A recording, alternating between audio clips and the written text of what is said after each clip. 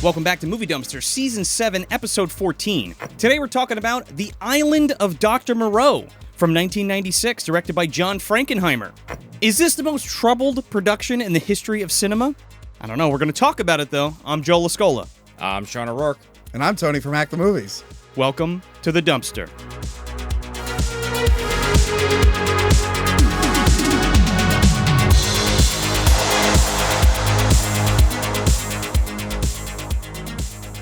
That is the law. Or, like comic book guy in the Simpsons rendition, he just says it different. I don't know. I was going to make a joke. It just kind of slipped out the side of my ear. First print something. I don't know. Simpsons. No violence. No violence. This is the law. This heat is just getting to me. This heat. It's so hot. You know, I gotta wear sunblock all over my face, and I gotta wear this beautiful robe and this ice bucket hat. I look like an Egyptian pharaoh for some reason. I love Brando in this fucking movie, I just want to say I'm upset. I told you guys before I got here that I wanted to switch with Sean for this episode. You switch like yeah, I wanted like to be a face-off situation. You wanted to be an animal. I know you said, Tony, you have to come on the show as Tony Frack Movies, and I told you, I'm like, I'd rather be Sean. You won't let me do it, and I'm very upset. We could make some dumpster vivisection happen if you want later, right? In the laboratory. We could have that 6 nipple situation going on, like the pig woman. No, well, you could be the pig woman, and Tony's face will be all your nipples. Also, Joe, I think people like you more than me, so I don't want you to talk to this whole episode. Excuse you. That's me being my Val Kilmer. Oh. And who am I? Nelson De La Rosa over here just smiling? Oh, the little worm guy? Yeah. Playing piano? Pig person, apparently. According to Wikipedia, that's what he was supposed to be having. Later, Sean's going to take off all his clothes and dance on the table. Bro, you want to talk about the dealer? This dude's eye looks like a penis. We'll get to it. So here it is, The Island of Doctor Moreau. Yeah. This has been a requested episode from both of us. Yes. And it was who was going to do it first, and we took the plunge, but we had you on the show, and if it would have been reversed, we would have did the same thing.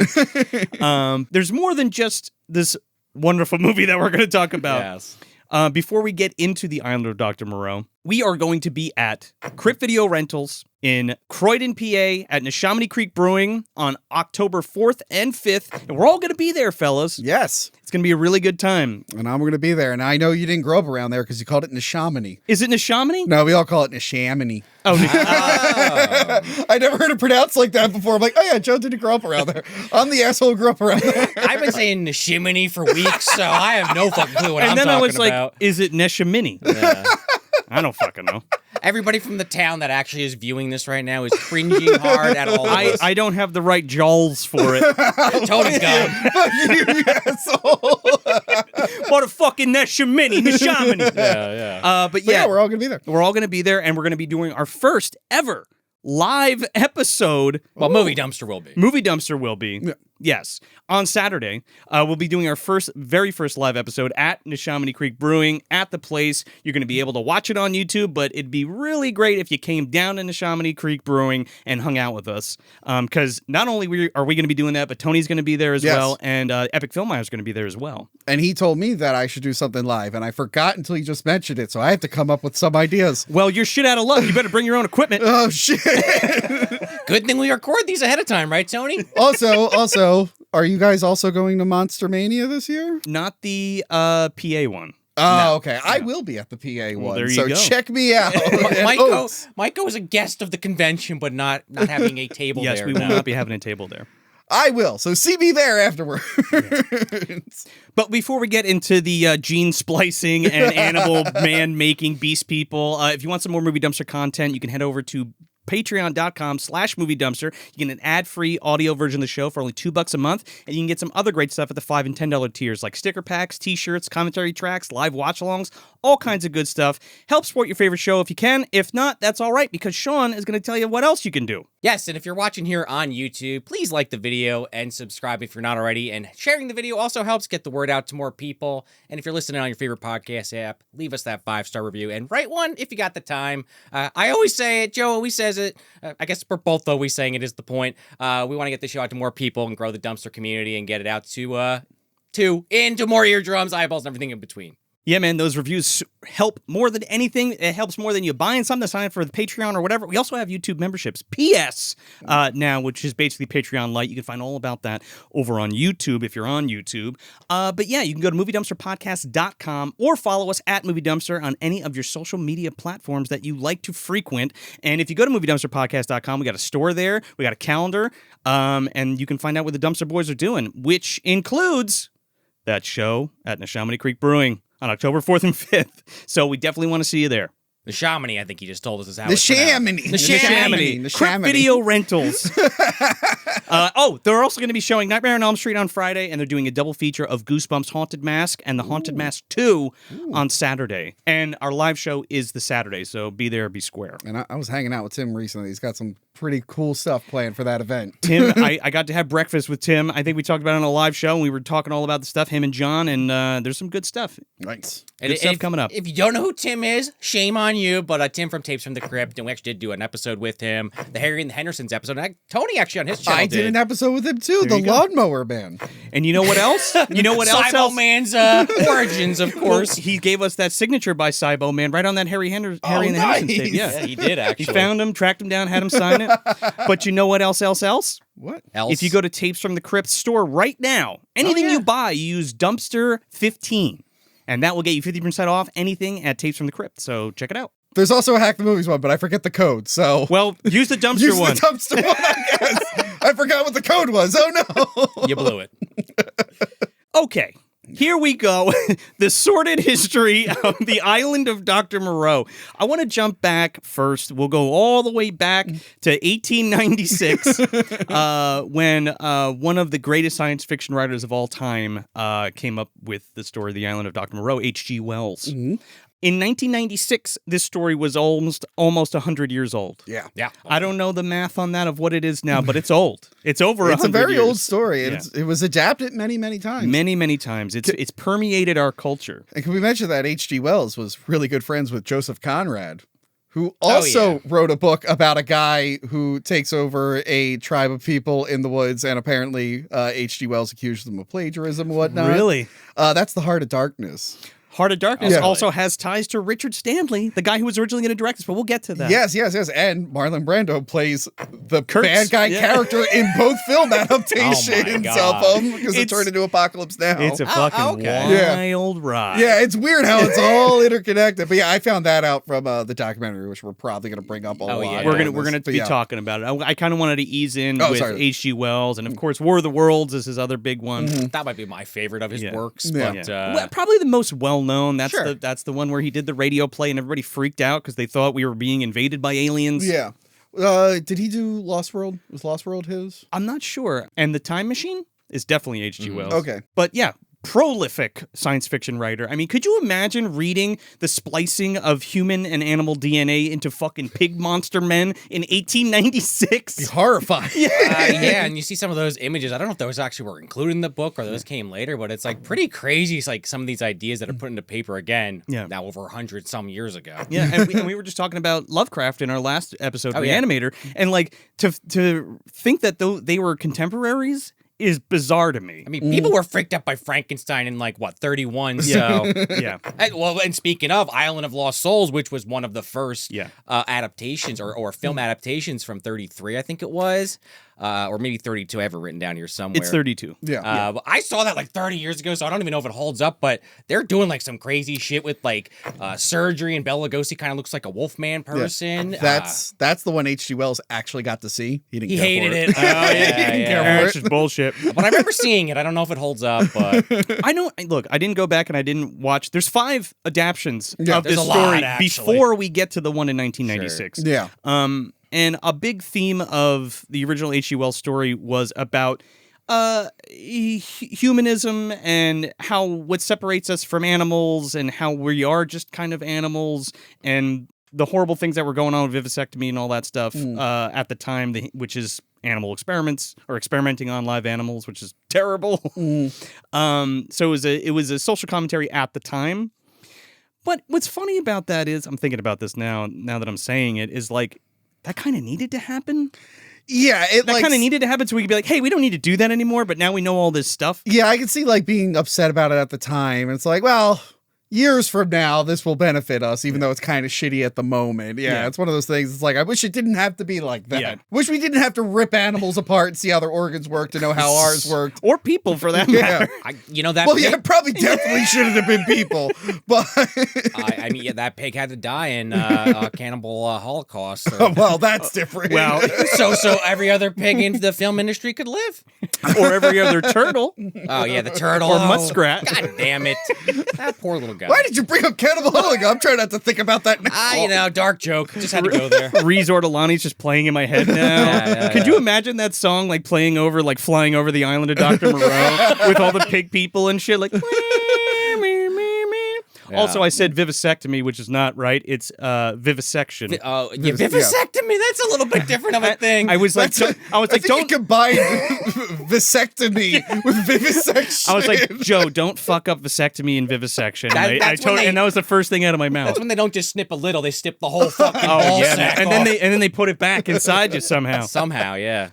So it's adapted 5 times before the one in '96. The first adaptation was a French film, and that was in 1911, and let me see if I can pronounce this right. Ile de Épouvante, which is the Island of Terror, or Terror on the Island, or some shit like that. And then it was adapted again in 1921. It was a German film called Die Insel der Verschollenen. Verschollenen. Yeah. Schnitzel.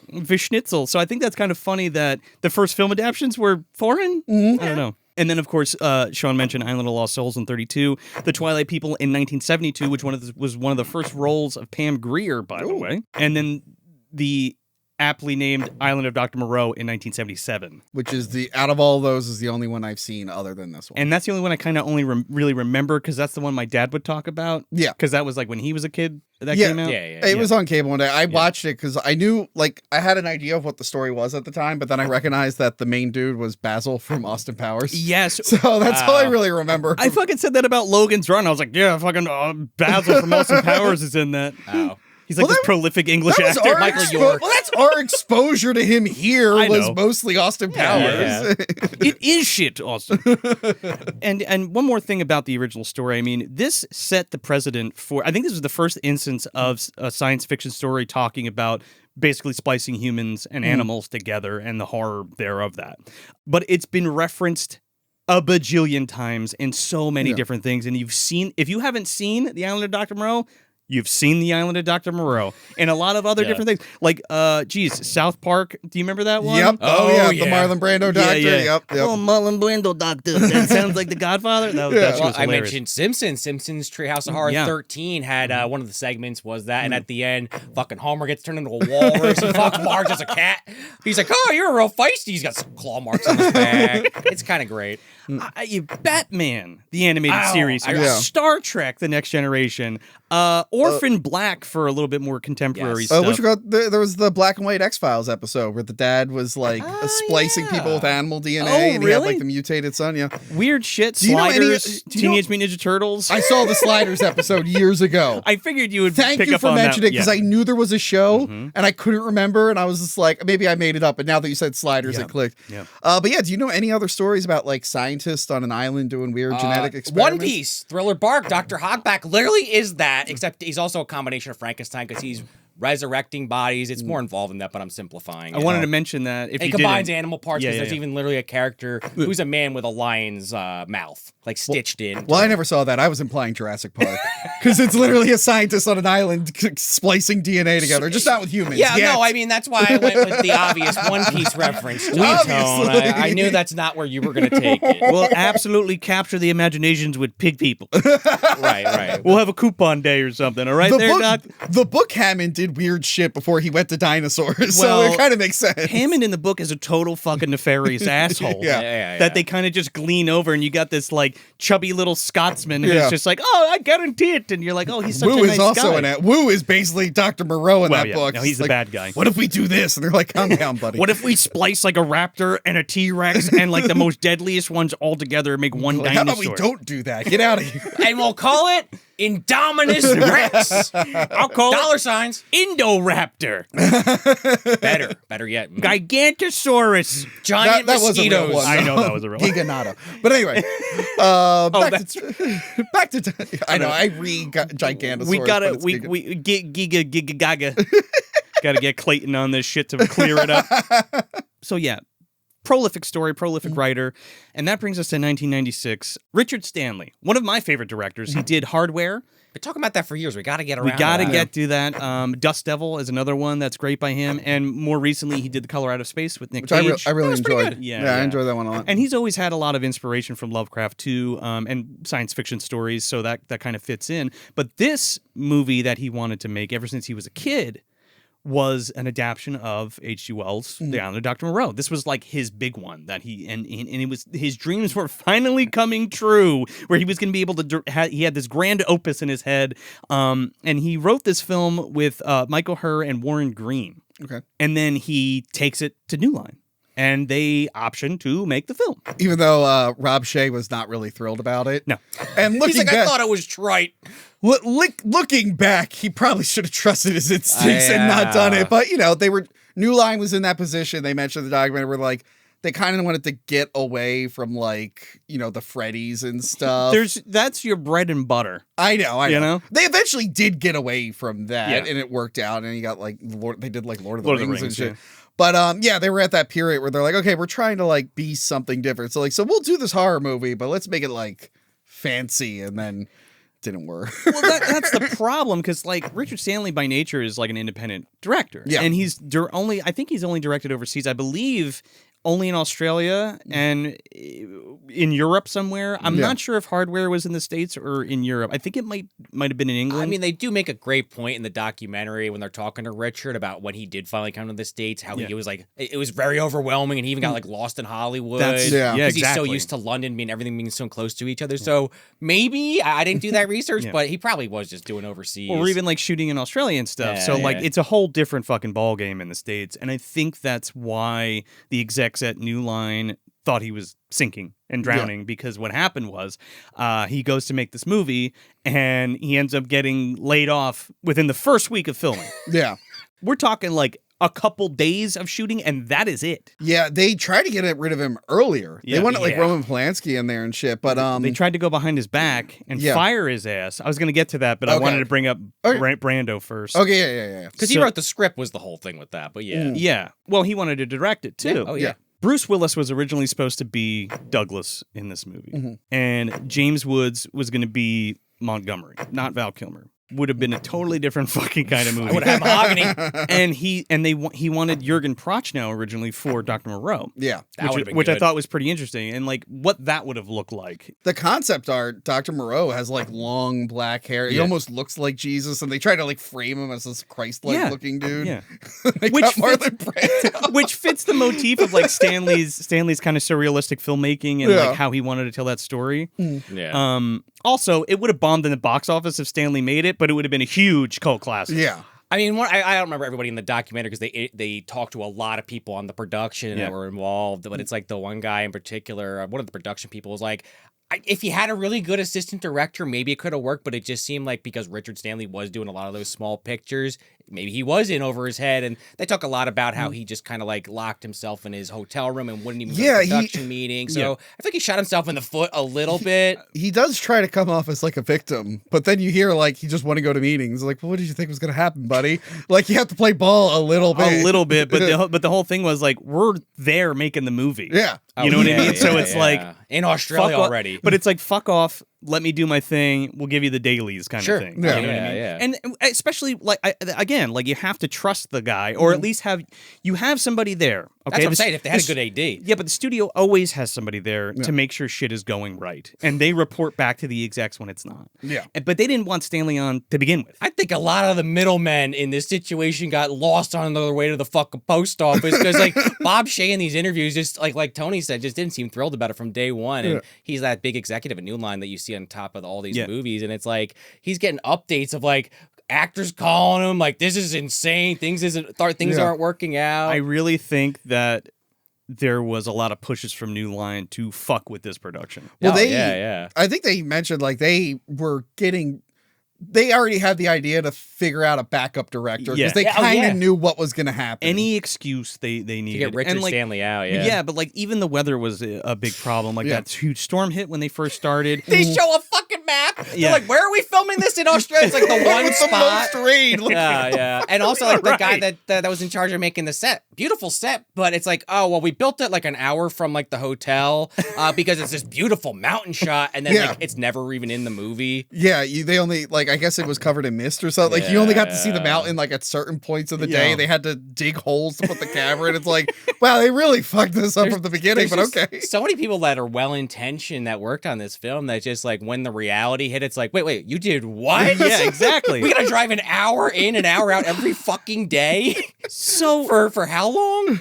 So Bruce Willis leaves the production Well, 'cause his wife, because he's getting Yeah. divorced from Demi Moore. Yeah. So they're like, oh fuck, who are we gonna get? Okay, well the studio's like, here's Val Kilmer, and he's already notoriously known for like not being great on set and being a pain in the ass. So Which like we again, I talked think that was about- strategically done by New Line. We talked about that a little bit on our Batman Yeah. Forever episode because I think at the time that Kilmer doc had come out. Val, Yeah. yeah, which you should totally watch. It's Well, awesome. I think Richard Stanley is the one who ran into Val Kilmer and got him interested. Yeah. But Yeah. they were like, all right, if Val Kilmer's on, then this is a real movie. Yeah, well, then they also brought in Marlon Brando as Dr. Moreau, who was also another actor who's notoriously hard to work with. Yeah.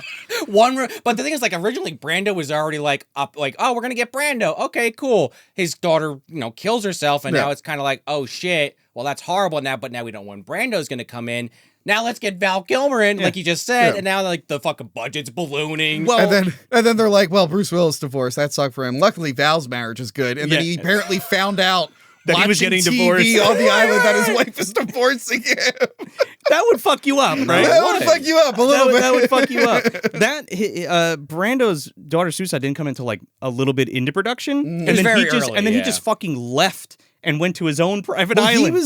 He was working on another movie that I don't think yeah. ended up getting finished. No. Oh, really? The suicide like threw a monkey wrench in it. I don't think they ended up finishing Which it. is terrible. Yeah. No, it is. But you're also talking about a guy who came to set and like wouldn't learn his fucking lines. Didn't read the script and like for stayed in his fucking trailer and wouldn't come out, and then like was getting lines fed to him through an earpiece, which he did, which he was known for. Well, he was already famous for that. So I feel like some people were like, all right, he has this reputation. We're ready for him. They were not ready for Val Kilmer. He was too new. You're like, oh no. Not only that, you got two motherfuckers on the set battling for prima donna. Yeah, you know what I measuring mean? contest constantly. And Kilmer just arguing with the director constantly. Yeah. And Marlon thinking he knows what's better. But I mean, Val has gone on record saying Breckenheimer threw him under the fucking bus. Or Frankenheimer threw him under the, excuse me. Yeah. Frankenheimer threw him under the bus. He's like, yeah, I got along with everybody. Like, I got along with Brando and all this stuff, according to his documentary. Sure. But the guy who, so Right, Val yeah, Kilmer, yeah. now Val Kilmer comes in to play Douglas. Yeah. And then he's like, fuck you. I need like 40% of this taken away. And they're like, huh. And Richard's like, okie doke. Now you're Montgomery and we need a new Douglas. So he gets in Rob Morrow, who was in Northern Exposure. Then they start to shoot. Yeah. It's so bad on the set that Rob Morrow calls up Rob Shea and is like, get me the fuck off, like crying to him, get me off this fucking movie. He was like begging to his Yeah. agent. He's like, you gotta get me out of this. This is a shit show. So he bounces. And that's how we get, what's his face? Jim Frankenheimer. Yeah, David Thewlis. Yes. Oh, right. As, The replacement, Lupin himself, Lupin Wolf. To play Douglas. So all this is happening in the interim. Finally, New Line's just like, okay, here's a fax. Stanley, you fucking fired, and they bring in Frankenheimer. Yeah. Well, they tell Stanley, like, we will pay your full fee. Oh yeah, they are going to pay him. We're gonna pay your full thing. You just cannot go near the set. And like, we're gonna pay for your flight to go home. And the guy dropped off at the airport, and then they called him afterwards, like, he never got on the plane. He went fucking MIA into Australia for weeks. He found a camp. He stayed at a farmer's house, and then he found people camping out who were extras on the movie. That got like partying. And then the driver recognized, like, Richard, people are looking for you. And then he's like, I want to know what's going on in the movie. He wore a dog man. He was like Robin Williams. Can you make me a dog man? So he So This is kinda he went from genius. being the writer-director to being an uncredited, unpaid background extra. On the DL. Don't tell anybody. But I want to know that whole story. They talk about it in the documentary. They go into it, yeah. They talk about it a lot. Also, Yeah. Richard, he claims he is only kind of remembering this, but I'm pretty sure he made a bunch of threats to them on his way out. Oh, wow, sure. And they took that very seriously. I which mean, there was supposedly like a restraining order, like he wasn't supposed to come and Yeah. the set within 40,000 kilometers. some So the- shit like The Yeah. that. fact that he did that, I'm sure if they wanted to, they could have sued the shit out of him. yeah. Oh, I want to put the needle back real quick because Yeah, you yeah. mentioned Roman Polanski, and New Line went to Roman to pitch it to him, but Brando had already made friends with Richard. And Yeah. Brando actually went to bat for Richard Stanley because Yeah. one of his relatives was the famous explorer yeah. that Heart of Darkness was based on. Yes. And then yeah. that character was in Apocalypse Now with Became Kurtz. Marlon Brando, yeah. So he had like this tangential connection to him, and it was such an influential part, and it spoke to him so much that he like went to bat for Stanley basically. Yes. There's actually kind of a funny story behind that too. Not to just keep parroting the fucking documentary. I try to keep it to a minimum going forward. But the woman, the handler that went with them to that meeting, because Richard was basically like, in theory, was going to go there just to basically be told like, this isn't going to work out. You're off the film. Marlon Brando had like the heat jacked up really high, and she's like, man, if you keep jacking that heat up, I'm going to pass out. So he kept doing it, and she passed out. So then him and Richard Stanley actually had their conversation, Oh my which God. led to their friendship. But yeah, he was able to help him a couple times, but then like when all the shit went down, Yeah. Marlon was dealing with the whole daughter situation. So he wasn't like there Holy to help shit, him. man. While Val Kilmer's telling him, yeah, I'm not Right. going to do that. Sorry. Right, and when New Line came to be like, "What the fuck?" Yeah. he had no backup. It was Yes. just like, "You're this, and this are wrong. This is all bullshit. Yeah. Now you're getting out of The here." only one who really supported him was Fairuza Balk, but she didn't have enough pull. Do you have in your notes what she did?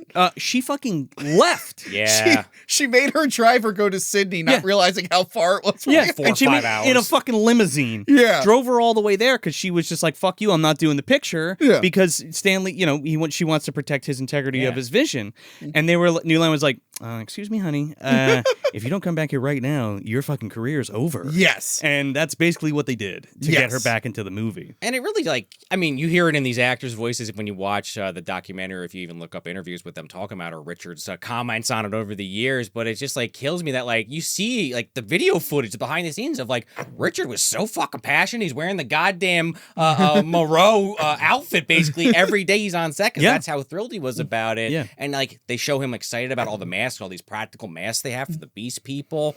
And it just is like, now let's bring in this guy, Frankenheimer, that's known to fix movies, but still, like, kind of the last possible choice, like bottom of the barrel. Well, not And- bottom of the barrel, Yeah. but like he is a competent director. He's just an old school director. Yeah, I guess He's that's a a better total way to dick. put it. And he Yeah. had like a string of flops, I That's what I think. mean Yeah, by that's that. So I think they were like, you can get this done, and they paid him a bunch, and they gave him a 3-picture deal. So Yeah. that's why he did it. He made them do it. Yeah. But like New Line is begging this guy. Yeah. What the fuck? I don't understand. But supposedly then he comes on set and is like, all right, yeah, no, we're just going to follow what Richard did. We're just going to finish out the movie. 2 days later, actually, I have my own writer in now, and we're going to He redo just this whole starts thing. changing everything. Which, was exasperated by Marlon Brando's arrival to the set also. And then they couldn't get rid of any of the actors because all the life cast models were made. So they're like, well, we're stuck with them. The big woman, the actress, is like, I was signed on for 2 weeks. I was there for 6 months and got paid the whole time. It was great. We were just partying, doing LSD. That is my smoking favorite. weed. There's so much like VHS footage of all the monsters just hanging out. With Richard Stanley, apparently. yeah, but that was a big reason why Rob Morrow left too. I mean, because he read for this part and like knew all the fucking shit, and then Frankenheimer gets Ron Hutchinson to come in and be like, well, I'm gonna rewrite the whole fucking script for you. Well, like They that- were literally writing scenes hours before they were shooting it, and most of the shit is improv. Yeah. Because they wouldn't read the fucking script. Well, and and- it's like, oh my God. The guy who got fucked the worst on this was Marco Hofschneider. The German dude. Yeah, who Yeah. played Marlon, because he was supposed to be this critical character to the plot, like basically Moreau's right-hand man, but for some reason, Marlon Brando took a liking to Nelson De La Rosa, the world's smallest shortest man in man, the world. like loved him. And he's like, I want him in every scene. And He's kissing his hand and shit. So they minimized that guy's role because of that, but then like Val Kilmer felt threatened by the guy. So they minimized it even further. This right. poor fucking the guy German guy dressed like a lion in like a waiter suit, and everyone's shitting. Like the little dude literally fought him. Oh, you punch him in the nuts in And the he elevator. couldn't do anything back because he'd kill him with like one punch. It's like a poor son of a bitch. Well, he had the potential to be one of the more interesting characters because the few scenes he gets, which we'll talk about, is like he's kind of, knowledgeable. He knows art and poetry, and it's just like, you're just now a background character. And it's like now we have this basically what now I think of instantly as mini-me. Yeah. Well, especially some of the references we're going to talk about. But it's just like, it just blows my mind. And you again, we've been talking about, but the stories of like a Frankenheimer in fucking Marlon Brando's trailer for like 6 hours trying to get him to come out just to shoot a fucking scene. Him and Val Kilmer having dick measuring contests. Meanwhile, these people that are in these fucking beast makeups are sweating their ass off, like dying in this In the heat. 90-degree heat. Yeah. I'd be so fucking pissed if I waited in a chair for hours and didn't shoot a single thing. It's just insane. And like you guys said, you're getting script rewrites literally on the spot. People are making shit up. It's nowhere near Richard Stanley's original vision. Yeah. To the point where it's like, I'm probably sure he's happy his name's not even fucking on it at the end of the day. I mean, he is credited as the writer, but like at that point, it's like it's not even an semblance of anything that he had in mind. I would like to see him get another crack at this, honestly. But yeah, if you want to check out, like, go super deep into it, you could check out David Gregory's Lost Soul: The Doomed Journey of Richard Stanley's Island of Dr. Moreau. It's a documentary, which is oddly not included. I think I think that was a gross misstep on Shout Factory's or Scream Factory's part, because they just put out their new Blu-ray this year. You want to know why? It's a Severin production. Maybe that's why. Oh, it was Severin. It's Severin, yeah. Because it is on Tubi, and that's the first thing you see is the Severin logo. Yeah. That's kind of a bummer, though. Yeah. Maybe they'll put that out on its own. It's a drag that didn't make a deal, or somebody didn't make a deal. And it's also, there's not too much on this disc, so like, did Shout rush this out because they didn't want Severin to get the fucking rights to Moreau and like put out a big thing? I don't know. That seems a little weird to me. Sorry, I just want to Look for the next release. The 4K will be from Severin with all that shit. Well, people were complaining it wasn't a 4K, and they're like, okay, well, you put out the Blu-ray. When did this drop? Was this year or last year? I think it was this year. I'm almost positive, like, earlier this year. Recent is the point. Because we talked about doing it, and I grabbed it because I wanted to see the new transfer, which looks good, and it's the director's cut, and they do have the theatrical included, but there's really not much on it. There's like a featurette with Shane Mahan, who we've talked about multiple times on the show, that worked for Stan Winston. Oh, okay, yeah. So there's like a little new commentary, a little new behind the scenes with him, an archival making of, and then I think there's a commentary track on here. No. Nope.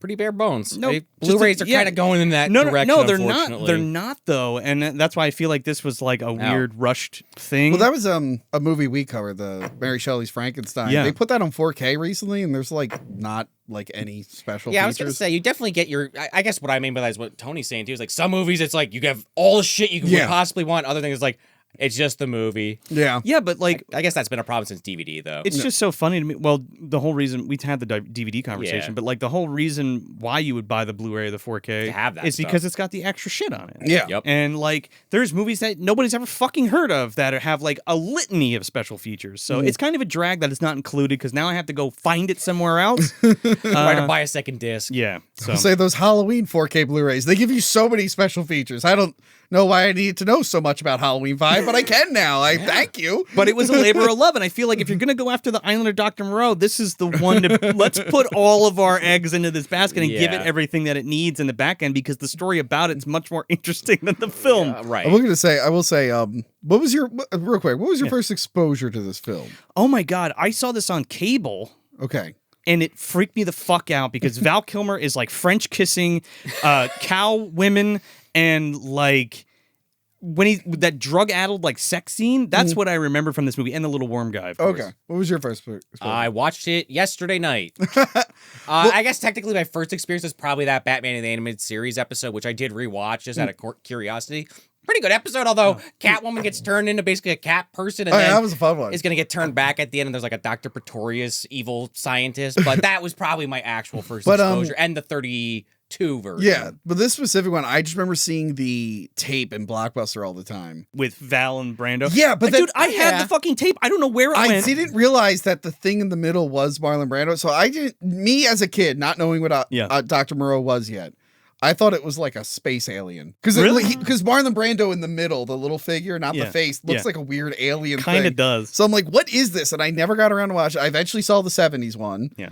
And then some other podcast said that they were reviewing it. I'm like, oh, let me check out that movie. I've never seen it before. Yeah. And then I finally saw it years later. But for years, I was just like, what was that Val Kilmer thing with the alien? I never got around to watching it. Another draw for me when I was a kid, when I saw the trailer, was the makeups. Yeah. You got Stan Winston doing all the effects in this movie, and they're creepy as hell. These animal mutant hybrids, the beast folk. And even the sets are really good. They look great. Yeah. There's a good movie in here somewhere, or could have been a good movie.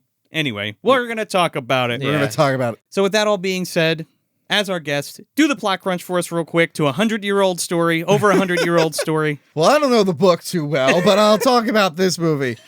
All right, a guy was in a plane crash, and then he was on a raft, and he was just like, God, things can't get worse. They get worse. Way fucking worse. How worse was it? He gets picked up by a boat, and Val Kilmer's just like, hey, you have two choices. You could stay on this boat, but that guy is gay. And then he goes, or you could be on this mystery island. And then the guy, what was his name, Douglas? Yeah. He makes the worst decision of all time. Well, he gets on he an island full of nightmares where a scientist is fusing human and DNA to something about the devil. Well, trying to make the perfect organism, Tony, like much like Alien. Yes, well, the perfect human? Yes. Question mark? Human, yes. Yes, and he's been doing this for 17 years. Yeah. And at this point, I think he's just having fun. I think he's lost sight of what was important. Oh, absolutely. Yeah, and eventually his servants revolt, and it becomes this whole story about humanity and whatnot. This is And, the island and of Douglas- misfit creatures. Yes, and Douglas has to, he has this struggle of, should I hook up with a cat lady? I mean, it's Veruza Balk. It is A 90s pussy for- cat? Yes. Not Not subtle at all with that one. Yeah. I couldn't believe they actually said it in the movie. Which, speaking of which, apparently this Catwoman is not in the book, and every single movie has Version included has a it. Catwoman. It was in No, the... it's in the book. Because he's trying to turn a puma into a woman. Oh, okay. Well, I mean, like the whole love interest angle apparently no, was no. introduced That's from not the it. movie. Oh, yeah, and 100%. Richard Stanley liked that and wanted to use Yeah. that. But yeah, there was like Yeah. this weird thing every time they adapt the story. They're like, got to put the cat lady in. I always wanted to fuck a cat lady. That's that weird fetish shit, right? But yeah, we learned about the hierarchy of the island and how it's like not as stable as the guy thinks it is. and No, it all it's goes never crazy. stable. That's the thing. We were talking about Alien. We're talking about Jurassic know, Park. yeah. What asshole is genetically engineering monsters and then being like, it's cool. We can control it. Also, the caveat of they think they could just do what they want now, but they have zero fucking structure of society beyond, well, we're animal people or something. Yeah. Or whatever. We'll figure it out, I guess. Some are more adept than others. They didn't have Caesar to fucking lead them. They needed him. Do you think King Moonrazer was part of Dr. Moreau's experiments? Then he went and helped Santa Claus and all those wonderful toys. Certainly possible. Yeah. So we're in the Java Sea. Where's all the coffee, Joe? All right. Show myself out. All right, then. So we get introduced to Douglas. He's on this raft. Now, I watched the director's cut. You guys watched the one that was on Tubi? Whatever's on Tubi. Yeah, whatever's on wasn't Tubi. specified. Okay, well, here we go. This is going to let us know which cut we all watched together. So he's on this raft with these two guys that were on the plane, and they fight over like the last canteen of water, and they end up beating the shit out of each other. And these guys are like stabbing each other in the back and in the stomach. And I love it because they throw each other into the water, and this fucking shark comes up and starts eating them. I like the stock footage of the shark. It's pretty good, man. Kills the one guy. The shark turns its head like, hey. Yeah. Shoots the one guy to death, and the other guy comes up behind David Lewis, and David Lewis picks up the fucking oar and just beats him to death, bludgeons him. So we watched the director. Okay. Because that's one of the pieces. It's just, there's no story beats. It's just more violence. Okay. There's kind of some kind of a cheeky dark comedy here with the voiceover too, because he's like, yes, I was a United Nations peace talk negotiator, and he's beating someone to death.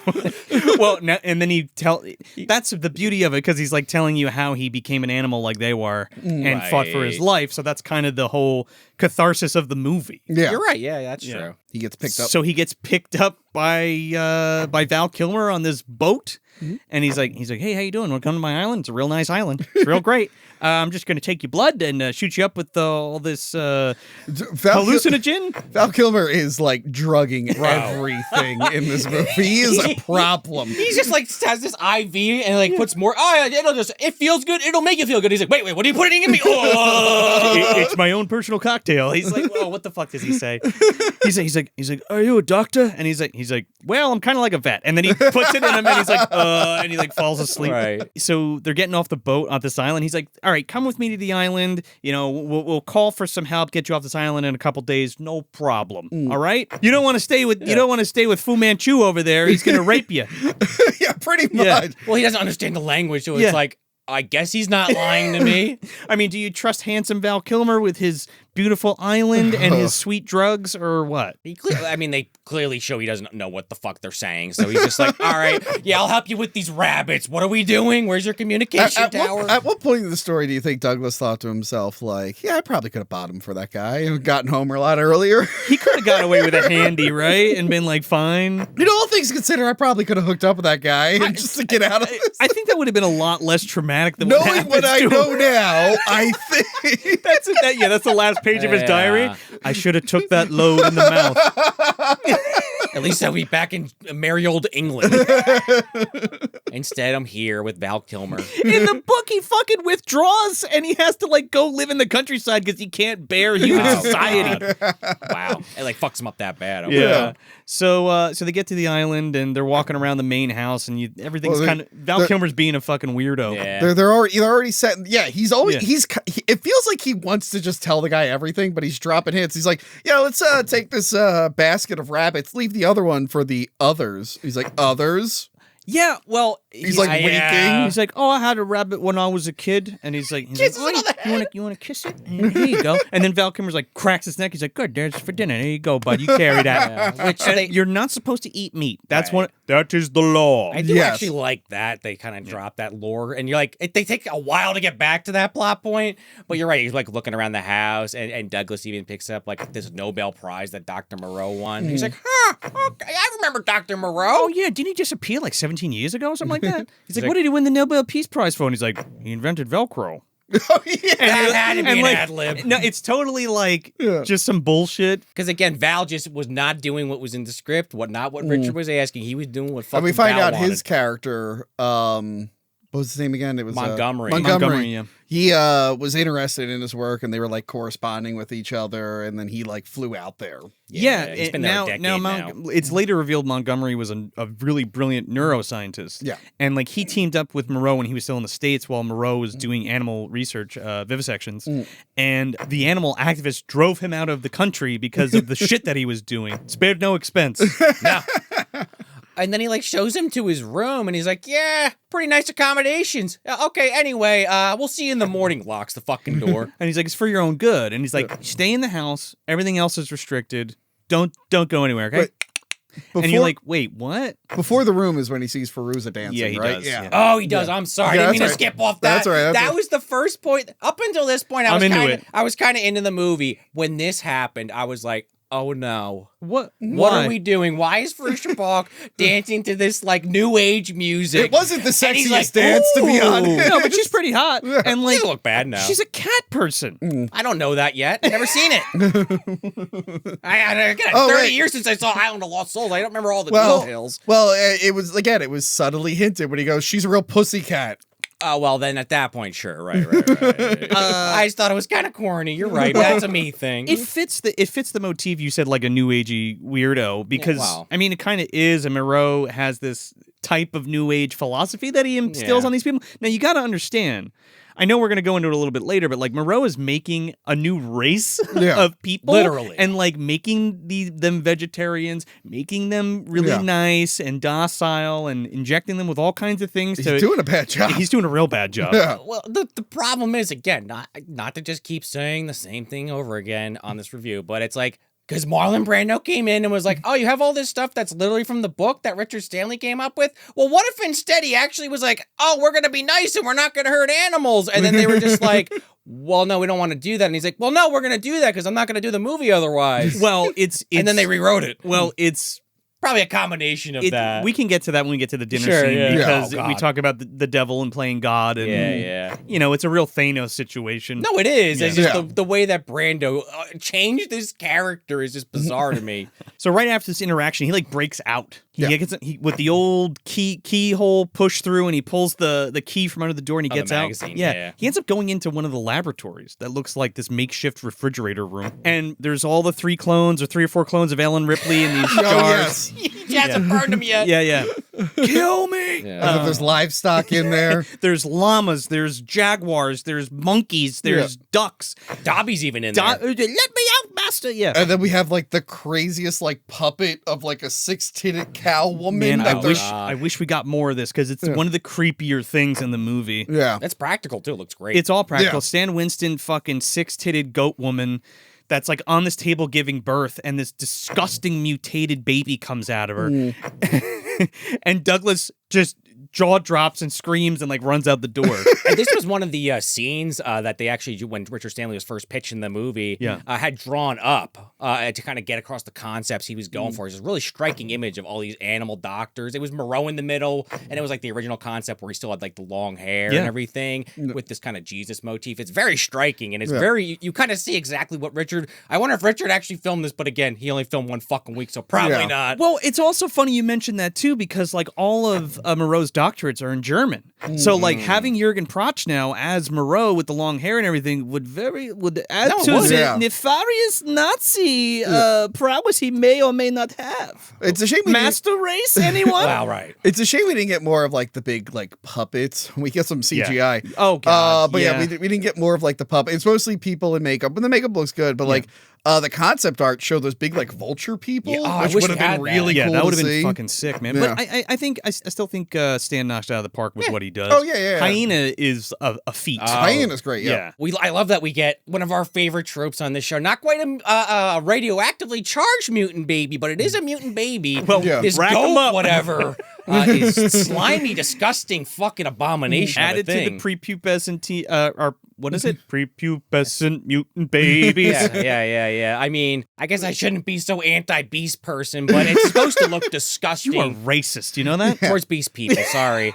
But Daniel Lewis sees this, or David Lewis, and he fucking books it out there, and they see him because he knocks something over, and then we kind of get a reveal of some of these other characters that are wearing like kind of like waiters or Those are butler like outfits. Those are like the house ones that are like, I mean, they're all his children, but those are the ones that he like interacts with the most. These are the ones that have like normal arms and legs. Yeah, and they're Mark Dacascos, I think. Mark Dacascos is Lo Ming. Which one was he? He's the cheetah guy. He's the cheetah guy. Okay, Yeah. so the other one is the German guy, Mark. It was the German guy, and then the other one is what's his name? Tamura Morrison. Tamura Morrison. Yeah, His Boba voice, Fett himself. His voice sounded so familiar. I'm like, who is that? He's such a little skinny guy in this too. Yeah. Is that the guy that's like always hunting people? Yes. Okay, yeah. He's the one with like the kind of dreads. Dog Man or He whatever. looks like fucking Ortiz the dog boy from Freaked. Yes. Well, he's supposed to be Dog Man. That actually He lines is up, dog man. Yeah, he's like Jamaican dog man. Yeah. Before we get too far away from it, Fairuza Balk and Douglas see they're trying to get out. She's trying to get him out, get him on the boat. Because he wasn't supposed to go look at that shit. But they see Lo Mai eating a fucking rabbit. And that's a big no-no. And it's also on all fours, which is anti-Moreau's drinking the water, eating the Doctorate. rabbit. And Hyena's there, who's really good friends with Lo Mai. Although I did see he was credited as Hyena Swine. Hyena Swine is what he is. Yeah. No. I guess that's a combination of the two animals. They call him that in the book, I think. Also, shame on me. I saw Ron Perlman was in this movie, and I thought for literally the whole fucking movie until like the last scene that he was Ron Perlman. Oh no, he's the lull speaker. Yeah. I He's was the like- giver of the law. I had to really focus on the voice. I was looking too much at the face with the makeup. I was like, it kind of looks like Ron. It but it's looks like not. Ron. he apparently like Ron Perlman. He apparently like had his contacts purposely make him blind to like be because his character was supposed to be blind. I'm like, oh man, that had imagine being in that makeup and just having to hear all this bullshit fighting and stuff. then, And you're like, like, is it my turn? But then, like, being to stay out of it, being able to say that. That's why Ron Perlman's like, I don't know, I didn't see shit. Yeah, they're like, what did you see? He's like, I didn't see shit. I had contacts in, couldn't see a I goddamn said, give me thing." them fucking blinders, baby, and earplugs. So they see that. They see Lo Mai eating the rabbit and stuff, and they come across the baboon man. And voiced, of course, by legendary person on the show, Frank Welker. Yeah. Oh, yeah. Played by Peter Elliott. Peter Elliott. He was also the animal behavioralist on the movie and actually trained all the actors to look Oh, like yeah, animals. Look like animals, really. Yeah. Yeah, his character, his is a hard fucking name to say. Assassimon? Something like Assassimon. Assassimon.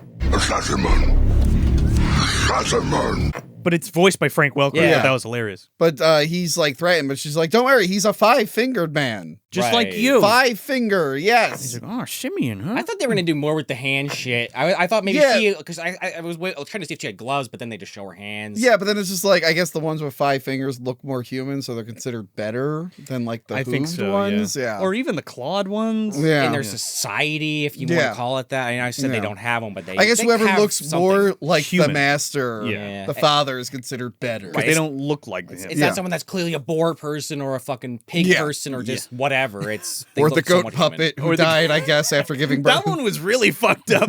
Nothing else on the island looks like that. I know. I wish there was more of it.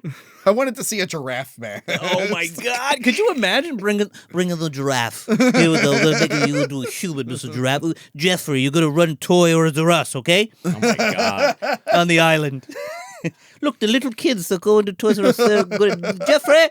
Yeah, they're going down the elevator into the goddamn Demolition Man area with fucking Dennis Leary, where all these people live and listen to Ron Perlman preaching the law, Yeah. the laws of Dr. Moreau, father. It's in this weird like bunker. Yeah. Yeah. They have to like go down this elevator. Well, there's It's like, almost like Nightbreed, kind of, Oh, like the way yeah, it looks yeah. down there. well, I'm wondering if it was like a leftover military thing because there's like warplanes yeah. and stuff there. Like, think- was this like a military base that he like Took purchased over. and took over? It's funny you mentioned that because right in the beginning, it's kind of like a throwaway thing. But when Val Kilmer's driving Douglas to the place, he's like, "Yeah, first it was a coffee farm, then it was a World War II thingamajig, and then it Okay, was yeah. this." Because they have this big communications tower that doesn't. Yes, work. right. The Oh, tower. Yeah, 'cause he asked they set him up the about tower that. And then early. the planes, of course, the fighter planes Yeah. and shit. Because we did say that earlier, but that's the whole thing too with David Lewis. Before he's basically is taken prisoner and then is on the run. It's like, yeah, we're gonna fix that communication tower. Val Kilmer, I'm the only one who knows how to fix it. And it's just like this thing where he just wants to call a plane or a boat or something to get off there, but he doesn't know they have ulterior Yeah. motives. Well, exactly. The father arrives, Marlon Brando.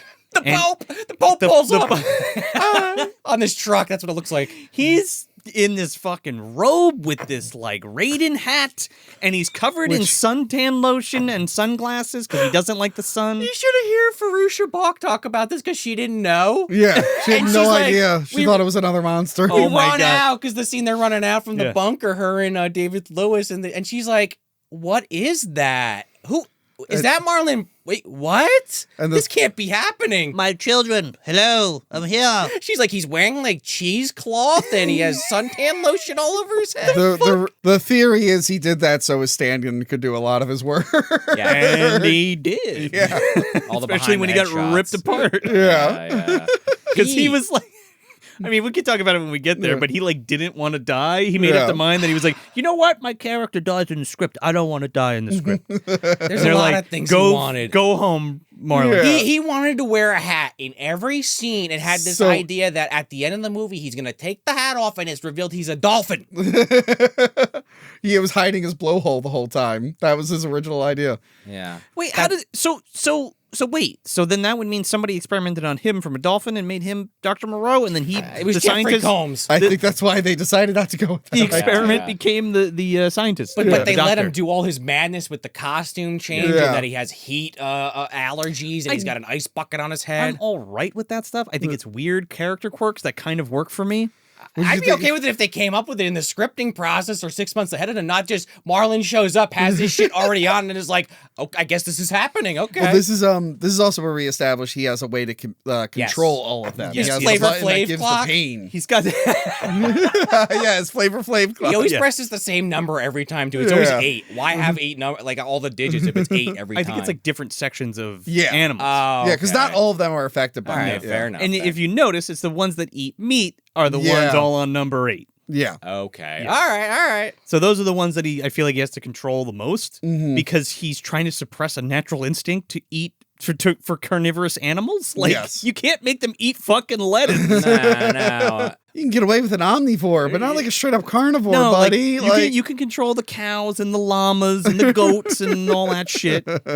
Not the tigers and the hyenas. I do kind of like the part where he tells Val Kilmer's like, give him the gun, make him feel more comfortable. Give him the gun. Yeah. He feels uncomfortable. He feels safe. He's in the fucking fetal position with Val Kilmer got this pistol right in move. This guy is just like having like an existential crisis. Wouldn't you? Yeah, Yeah. and he doesn't know what the fuck's going on, and he's like, "Oh, you don't want to hurt us? Put the gun down. Yeah. Let's go back and have supper at my place or whatever." But he does show off that device, and he paralyzes all the monsters momentarily, or beast people, I should say. And fucking smash cut to the little worm guy or the pig guy, like wiping his face off. And this is where you're like, before I didn't put it together, because how could you? But now it's like, he's dressed the same as him. Yep. Mini Okay. me, you complete me. Well, again, I said that earlier, and the reference is obvious now, but because I never saw this fucking movie before, Yeah. for the last 30 years, I'm like, yeah, Mini-Me, it's funny. Right now, I'm like, now it's actually even funnier. Oh, dude, we need a supercut of Marlon Brando and the little worm guy to just the two of us Because, we're going to get to that playing scene. piano and shit. I guess They're we playing just talk Chopin about together. it. Because that scene's so like inserted and it doesn't matter where it's placed. It's like, them playing piano, both in those like outfits with the do-rags on. I'm like, what the? Where was the wardrobe person? Did Marlon just say, I have my own shit? Yeah. Make the same for Nelson De La Rosa. He's going to also wear it. The Midnight can't Feruza told me had I clone. Yeah, he can't, I love that they're like, he's not an actor. It's like, he is now. right, he can't I'll speak. teach him. He can't There speak he is. English. He's And he like- said that. Yeah, he's like I'll Wang take him Wang. under my wing. Yeah, right, yeah. Of all the actors, can you imagine being an actor like studying Marlon Brando? So many people wanted to act with Marlon Brando, and they're like, "What things can we learn?" And the only thing you learn is that he's an asshole, and the only one he's giving acting lessons to is the little guy who's not an actor. And he You're like, what punched the it- fuck? Why and did he- they join And he this? punched the guy in the nuts, and he couldn't do Right, anything about it. Well, Veruza Bulk like asked Marlon Brando for like comments on like their scenes and whatnot. He's like, "Oh, don't worry about it. Just read your line." He's just like, "Who gives a shit?" Well, because she was like, well, we're father, daughter. Maybe we could have something, some camaraderie and, make this work better. I didn't even read the script. Yeah, Don't you never worry. read You're, the you're script. great.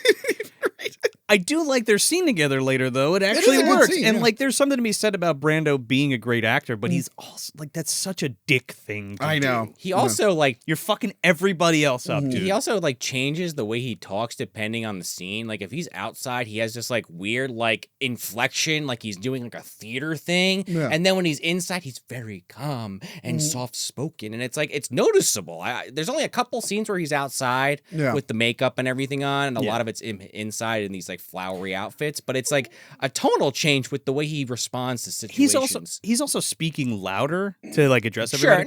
no, that's true too, but it's almost like he puts on a different inflection even. Yeah. So I know that we mentioned them briefly before, but we're introduced to all his children. He's like, let me introduce you to my children. And he's like, we got Wagdy, who is little dog boy. He's like tattoo. Oh right, yeah, in Fantasy Island, and then we have Azazello, who is Tamara Morrison, who's like the dog guy. Emling or Maling, I think it's Maling, and he's like the other more like educated dog. Yeah, that's the German one- guy I was talking about. The the one German Val guy. Kilmer was threatened by. Yeah, Yes, I saw you in another movie. It was pretty good. But if it's on to me and you, it's me. And he was like, That's what apparently the story Alright. was from that guy. the world may never know. yeah. And then of course Feruza Balk, who is Aisa, and then you get Magia, who is the pig worm guy. Yeah. Nelson De La Rosa. Yeah, Yeah, Nelson De La Who Rosa. especially when he sits down is like, whoa, that's a penis. The head. I love when Doug is like, "Are you fucking mad?" He's like, "Look at these freaks," and he's like, "Oh, stop! None of that. They're all very nice people." And like, Magina like comes over and like puts his hand out, and he's like, "He only wants to handshake you. He's only being polite." And he shakes his little hand. Yeah. But he's like focused on like they're all scarred and deformed, and he's like, please don't say that. Yeah. He's like, you're a devil. This is a nightmare. How could you not see you're insane? No, all of my children are beautiful, and you're wrong. Yeah. He's got those love goggles on. You know, everyone else tells knows like, hey, your kid's really ugly. It's like, but it's mine. I don't see that. I love how he's like, "I don't have the intellectual capacity to tell you 17 years of research in 17 minutes, so here's the deal. I infused animals with human DNA, and there you go." Yeah, he explains the whole thing, and then we have that piano scene, Piano duet, the Chopin duet. and he's like kissing the guy's hand. Like, oh, I love you. Oh. That shit is fucking hilarious. And then we cut to fucking Mark's only goddamn scene that actually, like, the character he signed up for where he's reading poetry. There's one other one that we'll get one to. of two, then. Yeah, one of two. Well, two of three. One of three. Took out 30 pages of dialogue for this poor bastard. I guess he got paid. Yeah. So he gives us poetry, and he's like, That was beautiful, my son. Now come sit down. Wasn't that wonderful? Okay, let's have dinner. Oh, God. this is where we have the devil talk, and where I wanted to kind of bring this back from before, because he's like, you're the fucking devil. And he's like, look what you've done. And he's like, no, my boy, I've seen the devil under a microscope. Also, just and you know what I did? I pulled it apart, and then I put it back together, and I'm making the perfect person because the psyche of the human is fucked up, and people kill each other, and they're horrible. But me, I'll make a race of animal people that will be nice. Yeah, because animals are so nice to each other. Like, what the fuck are you talking about? Animals kill each other all the time. Which arguably you could be like, humans have the only argument to make conscious effort to not be scumbags. Bears will kill cubs to make sure bear girls will have sex with them. Like, they're not logical. No. They're dumb, they're violent, and they're, like, aggressive. Intelligent but primal. Yes. And this is also the dinner scene that Val Kilmer and Marlon Brando really got into it with each other. And this is where they kind of had their dick measuring contest where they wouldn't get out of, I'm not going to get out of my chair until he gets out of his chair. I'm not going to, and vice versa. Because I guess, I forgot the quote exactly, but Val Kilmer, I guess, heard that Marlon Brando likes reefs. He's like, oh yeah, Mr. Brando, I heard you like reefs, or I have a reef or something. He's like, reefs? I have reefs. I own reefs. I have reefs coming out of my ass.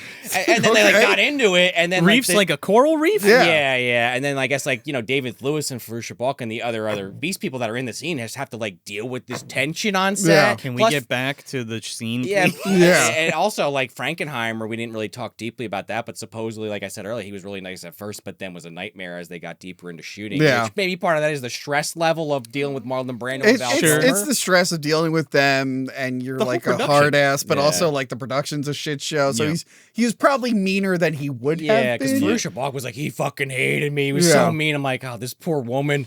Poor everybody. Poor everybody, yeah. But this is when they bring out a rabbit, right? Yes. And it causes the whole thing. The one that he kills that Val kills in the beginning. He's now.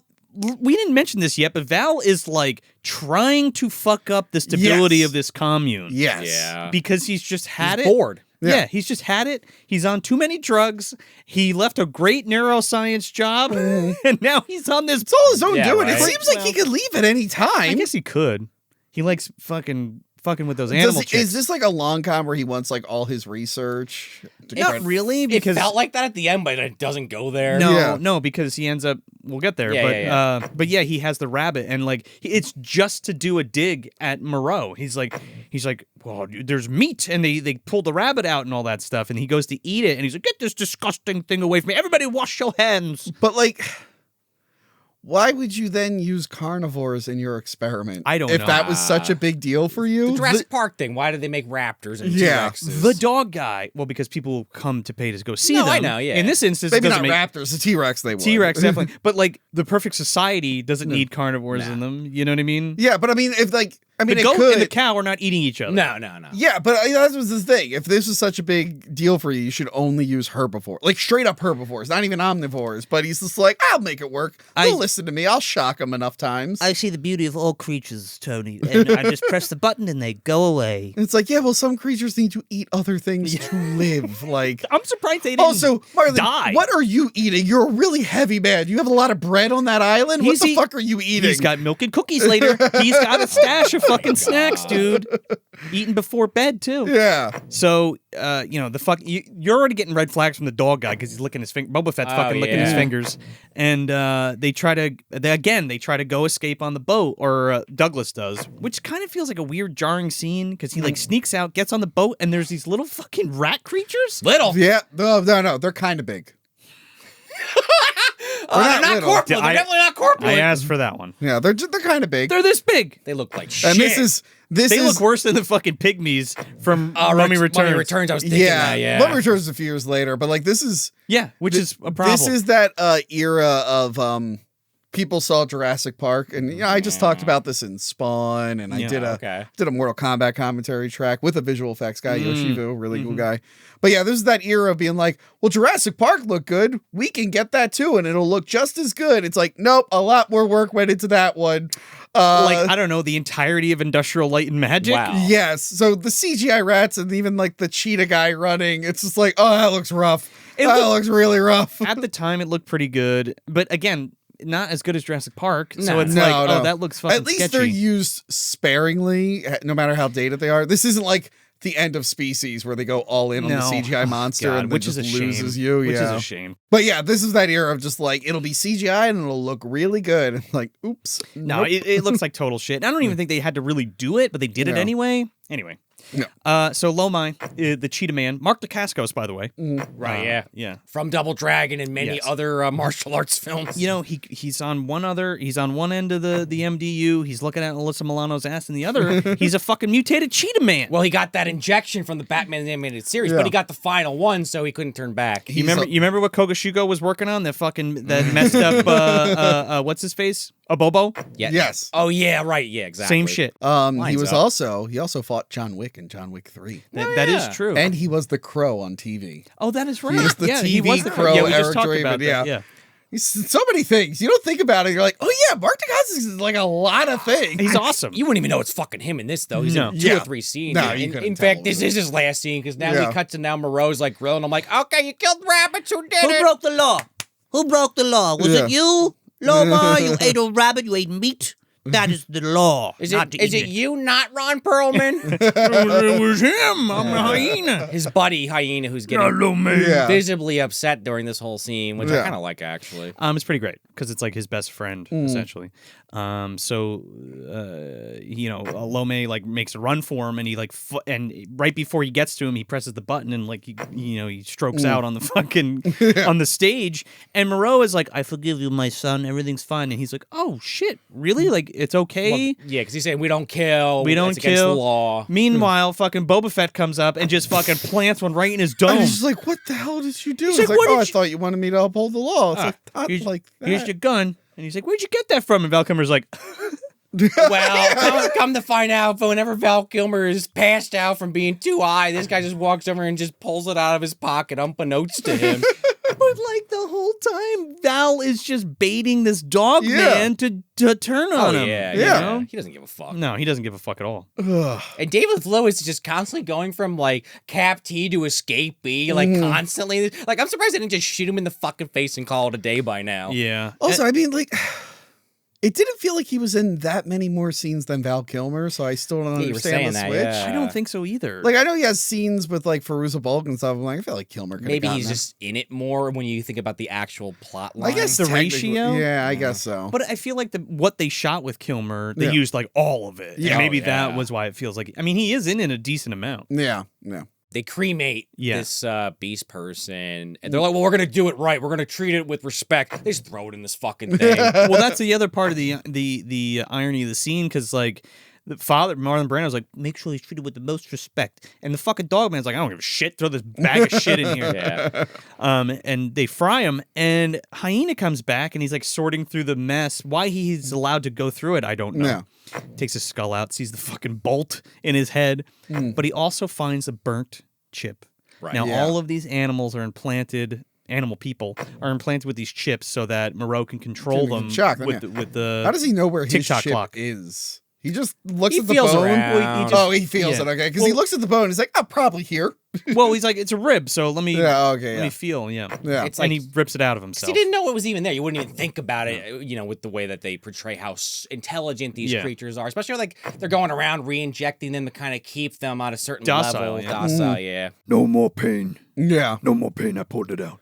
Yeah. He like rips it out. He's just bleeding out the rest of the movie. Human work. Together, hyena's strong. That's what I'm Wait, saying. oh yeah, We needed the goddamn Kingdom of the Planet of the Apes. Well, I guess Kingdom that of was the- actually war, but yeah. Yeah. Caesar would have fucked these beast people up. You think? I want to see that. The apes versus Moreau's clan. I'm Did saying. they make it to that island? Yeah. Oh man. Now What was you're the one that talking. was saying that about that? The quote I just did, the human work. The other one from the second movie that was Oh, problematic. Kubo. Kubo, yeah. Human work. Human work. Koba. Koba, yeah. Koba. Not Kubo. He Kubo's would've Kubo been- with the 2-string. Oh yeah, He sorry. would have cleaned fucking Val Kilmer's clock 5 years ago. He would not have waited that long. But I like Hyena ends up becoming like, I guess, the bad guy. I mean, there's just like 10 But bad he's guys like in this. the 10th person on the cast list. But Like, I don't even know who the fuck this guy He's is. like the Yeah. one who starts to like lead the revolt. Yeah, Basically. yeah. He's the catalyst for it, because and again, it's all born out of like mourning his friend and stuff like that. And of course, you know, the whole thing of like, well, if you're the father and you're all great and everything and that's the law, why are you hurting us? Yeah. You know? Yeah, so we get to that scene with Val Kilmer and he's like injecting, they're like all lined up, like injecting them and like fucking, he's putting pills in his mouth, like he's giving them But ecstasy he's and giving like them to like to his mouth. He's making like out with making them? out with them with the he's pills. like, come here, baby. But I do love this scene where he's like, yeah, I put some meth in it and whatnot.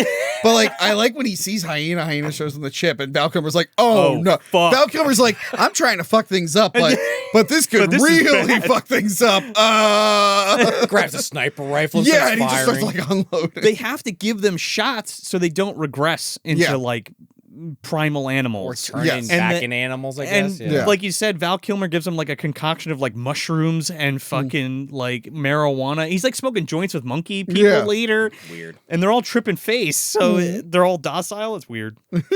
Oh, and all the while, naked little worm guy is standing on the fucking, standing on the Jeep. He's Yeah. buck ass naked with his little tail waggling. Yeah. Was that? Do you think they were shooting that before they decided he was like Marlon Brando's right hand guy? But I mean, like they probably were shooting around Brando, and that's Yeah. when he was just supposed to be a random guy, and then Brando's like, no, he's in all the scenes with me. Well, Because it's weird to see him without Brando. Well, this little worm guy is tripping on mushrooms, being butt naked on this fucking Jeep. I don't know why we needed that. I mean, why not? I personally like it. I think it's fucking ridiculous. It adds to the weirdness of this version. I am just like, what? They did not give a fuck. No, they didn't actually. Clearly. Oh my God. I'm like, is this fucking thing naked? So after all of the, Douglas goes through all these fucking weird events, and now again he's out with Maling. He's got the fucking gun to him, and he's trying to make a call. And he's like, I make calls for the father all the time. I know I can fix it. I read books. He's like, well, why the fuck isn't it working? And Val Kilmer like pulls up the blast door, and he's got the chip on his head that he needs, like the motherboard. He's like, Oh, not yeah. without this. You need this. Yeah. It's like, oh god, man.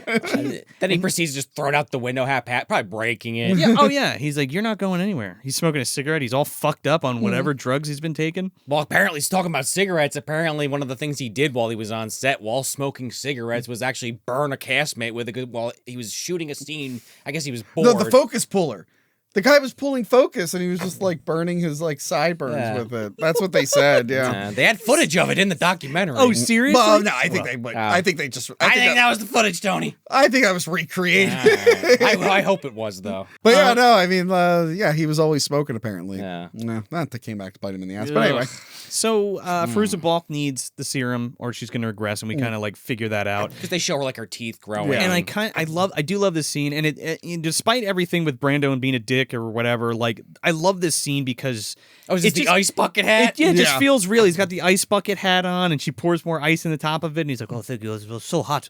But she has this interaction with him, like, I want to look just like you. Look at my teeth, and he's like, "What are you doing? You're beautiful. You're like an angel. Yeah. You don't want to look like me." yeah, And then Wow. he gets a laugh. she should out be of like, her. well, not you specifically, Not but like you. a human, Not a fat old man, but a human. I wear like normal clothes and not a Yeah, bucket yeah. of This ice on my head. This actually is a decent scene I between like it. them, and I it's do. like, She like sits on his lap and stuff. I how don't know. fucking like shitty and weird this movie's been the whole time. Like, oh, this is nice to have like just a calm scene. Yeah, and kind of heartfelt. you know? Yeah. There's nothing else like it. Yeah. I just, not that it matters in this movie, but why is Moreau this, like the John Hammond thing, but it actually works in that movie for me. It's like, okay, I kind of like the idea of him being a little bit more cold-hearted, but okay. Well, again, it comes from a place he thinks he's right. Yeah. And he does Oh, love all of yeah. his experiments, right? Especially for Firuza Balk because she looks like a human. But I'm Yeah. just saying that is His is his 100%. most successful, It and we seems get a like little bit of That's that a later. Brando thing as well as I'm Yeah. saying. It seems though. like he wants to make someone who looks like a human but has all these traits, the positive traits Right. of animals. Yes.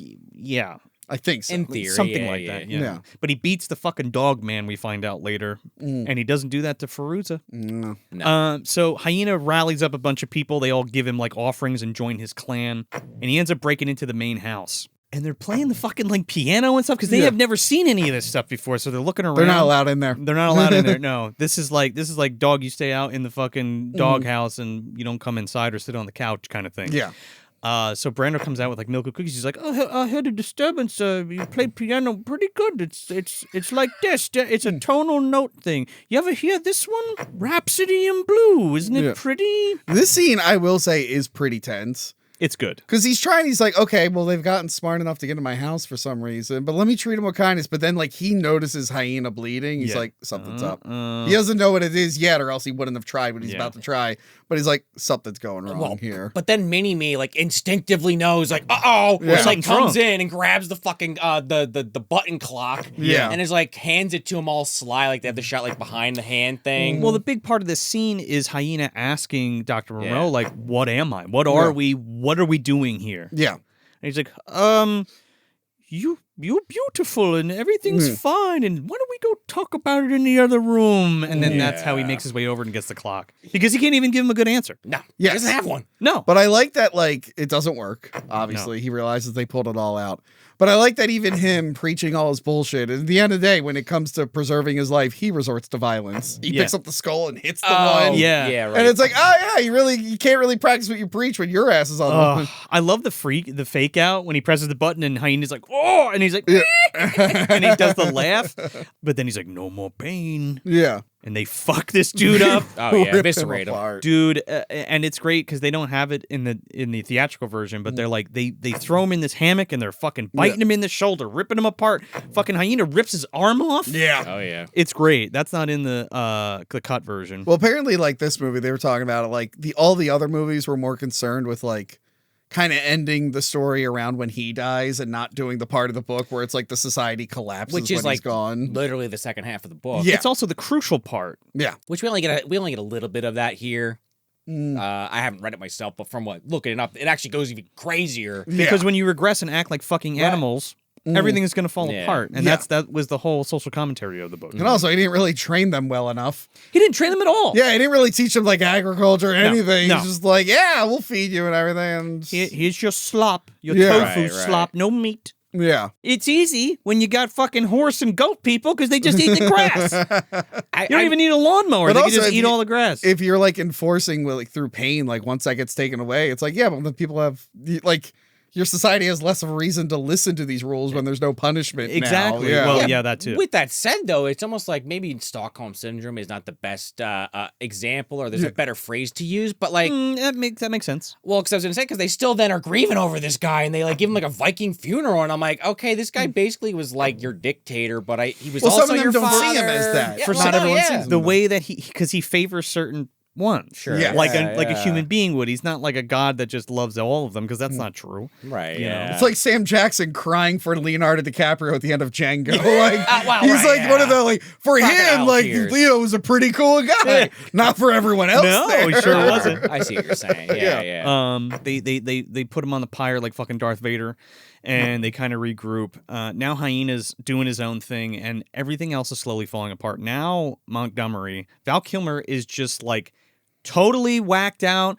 He's drunk. He's on He's on hallucinogens. He's dressed up like fucking Marlon Brando, and he's talking over the fucking microphone. He's like, Everybody uphold the law. Everybody must Well, that's know the weird thing. 4 legs, 2 legs. How does Douglas not realize he's in that room? There's a spotlight on him and he's talking, and Douglas is like, "Oh, you've been here this whole time." It's like, how did you miss him? also like it almost seems in this scene like a part was missing where Douglas is on drugs.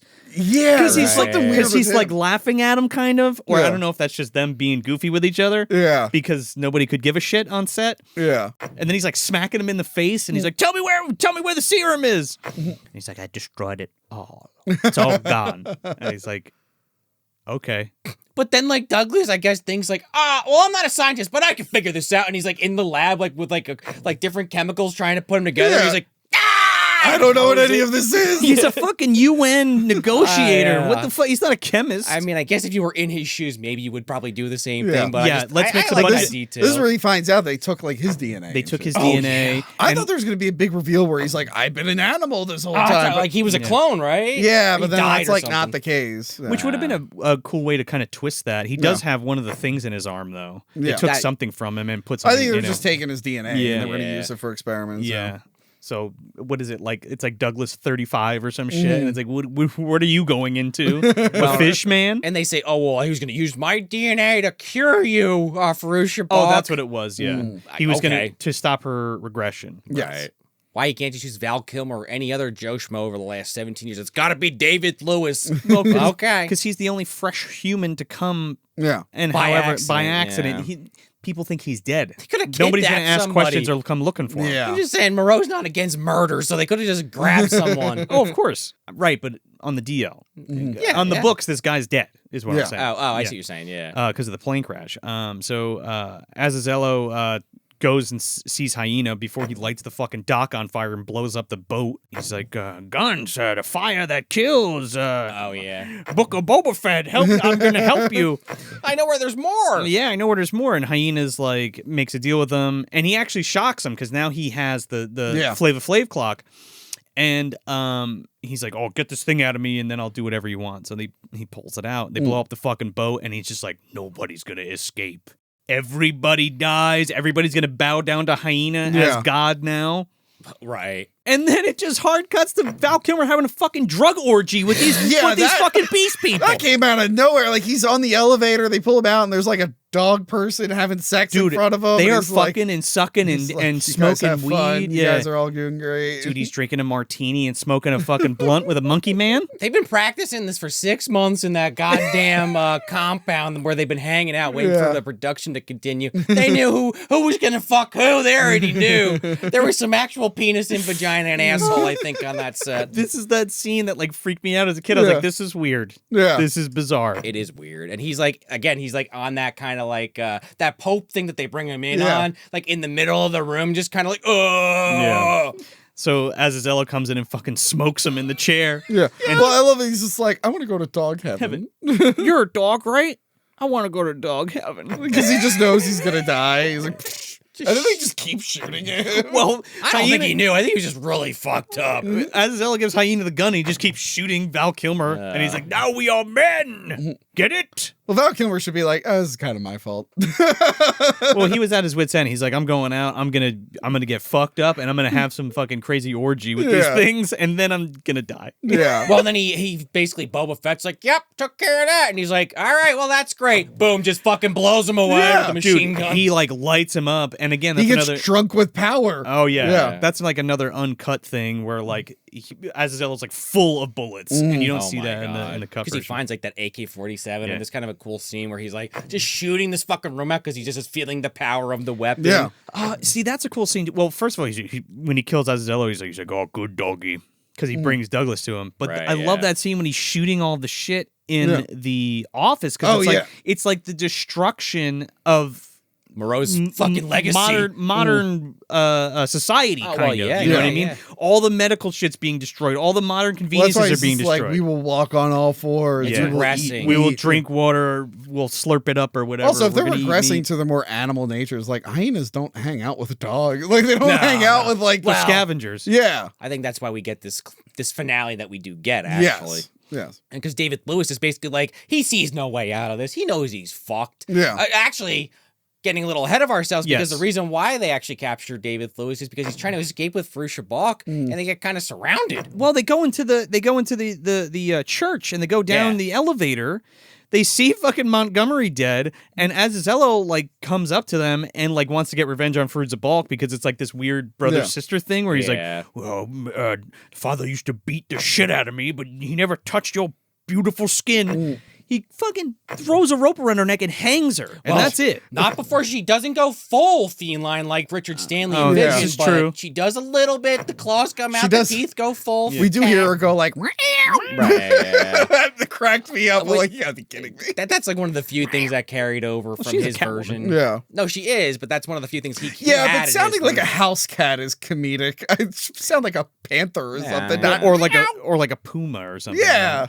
That kind of shocked me. I didn't expect that. Yeah. But yeah, then we kind of, all that other stuff happens, and now David Lewis is like, yeah, so you want to be a god, right? Oh, no, yeah, but those other guys with you, like the Buffalo Man. You want to be God number one. Yeah. And he's like, Not a god. You don't want to be a god. What about him? They can listen to him. What about him? They can listen to him. And then Just turns them all stupid against hyena each other. man fucking just shoots them all, and then they all turn on each other. And they beat the fuck out of him. Like, what were you Oh, thinking, man. ass? But like, it's like something out of I like think- Goodfellas. I think at Maling some fucking point- lights the thing on fire, and the whole there's like this Oh, big yeah. explosion. I was gonna say the one is like still alive. The German actor playing the Yeah, dog dude. it's He's just- Maling. Yeah. He's just like, I somehow made it to the end of the movie. and he's like, "Here's a torch," and he blows up. I have something to do.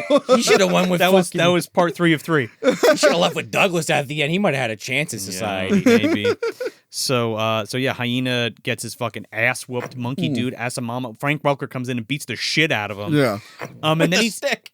like sorry for what he's done, and then like Wow. commits suicide by walking into the fire, and he's burning, and he's like, "I'm sorry, Father." Well, yeah, I mean, some of them still, I mean, they've been conditioned. Like, Sure. it's hard to break, so he still believes in these rules. I'm not for the animal people, but I'm also not for Moreau. It's Yeah. it's this weird.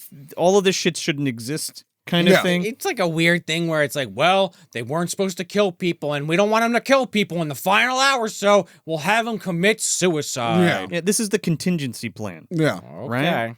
This is what Hammond pumped into the dinosaurs in Site B. I was gonna say it is reminding me of Lost World, where like that whole movie wants you to feel bad for the dinosaurs, but like I'm on the bad guy's side. It's like, well, they shouldn't exist. No. So like they're not like real animals. They are property, I guess. It's a mercy killing, though. yeah, I'm just I mean, like, they're trying to make money. They're trying to restart society Yeah. or something. Yeah. but it's one of those like those poor things. Like I know it's unfortunate, but also like they're Good. completely unnatural. Please, we're gonna no more hyena men. Yeah. So then we cut to either the next day or sometime later where now like Douglas has a fucking raft and he's rebuilt the dock. He's created a bond with these animal folk, especially Ron Perlman, the sayer of the law, and the right. monkey guy, Frank Welker, because the monkey guy doesn't want him to leave. He's like, "Gosh, stay here, Douglas. We're gonna." Yeah. And that's not what he sounds like. That was like Donkey Kong. I He just- says like he'll send people to like save it- them, and they're like, He's like, "We'll send scientists to figure out something." Umbrella Corporation, Yeah. obviously. Oh, dude, you know Albert Wesker's flying there right Not now. licking the lips. But say Ron Perlman's like,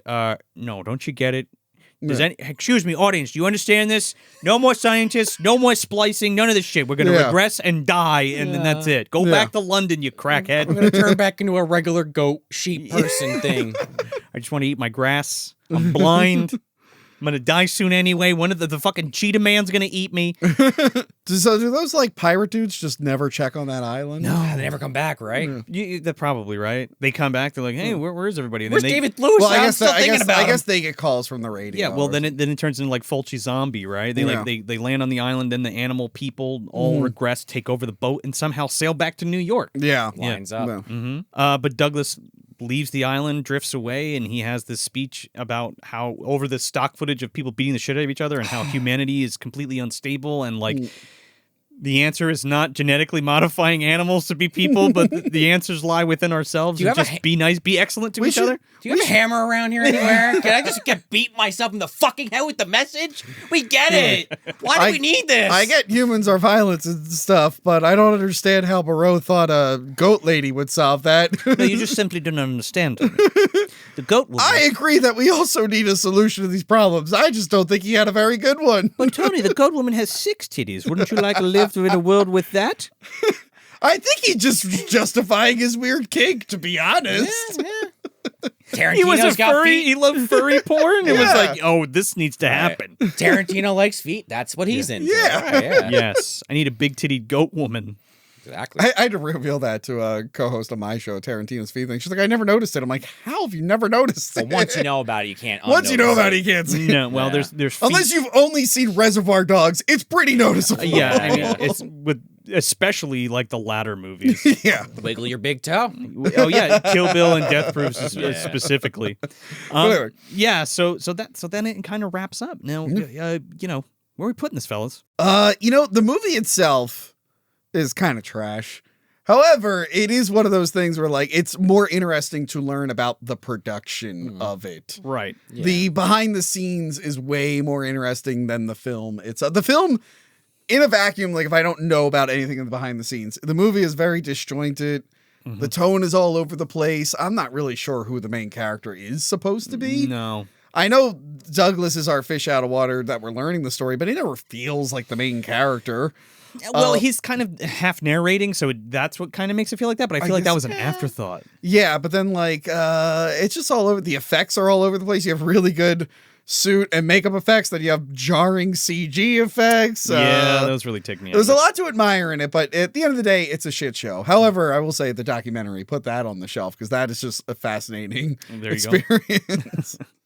Man, this movie really fucking sucked. I don't know about really suck. I mean, it's not the worst thing I've ever seen. I hate to always say that when I say a movie's bad because obviously there's stuff like No Malone that exists and Hauntedween. Exactly. Hey, leave Hauntedween alone. I knew I'd get you on that. I love it. But for a Hollywood production, for New Line Cinema's putting like $100 million down. What a disgrace. Understandable. Yeah, like you guys are saying, and like we've been talking about this entire review, it's behind the scenes. Once you learn all that, it's like you kind of need that perspective. Yeah. I know we like to talk about behind the scenes because it's interesting regardless. Sure. But this is a case where it's like, holy shit, if you don't know this, like you're missing a lot of that picture. And I'm wondering, the movie did like do poorly and stuff. There were probably people who didn't know about the behind the scenes. They're like, what the fuck is this? Yeah. Now there's a hyena. What's going on here? And you got to think about the people that are actually familiar with the story, and it's like been done already. Yeah. They had like all the kids that grew up with it in the 70s are now adults and being like, oh, Dr. Moreau. And it's like, oh, this comparatively is nothing like that. And I said many times, the 90s were when they were taking B-movie ideas and giving them the A-list treatment. Like dinosaur movies were cheesy until Jurassic Park. Alien Invasion movies were cheesy until Independence Day. They're like,